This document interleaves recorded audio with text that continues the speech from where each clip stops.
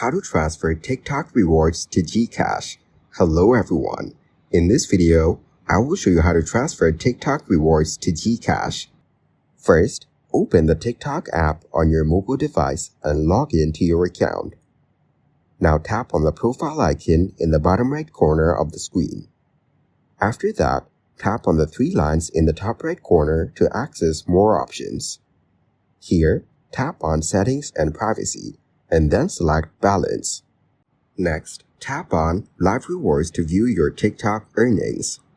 From here, follow the prompts to transfer your TikTok rewards to Gcash. Make sure you have your Gcash account linked for a smooth transfer. And that's it. You've successfully transferred your TikTok rewards to Gcash. Thank you guys for watching this video. Hope you got some value. Make sure to like the video and subscribe to the channel to get notified of new videos. See you in the next one.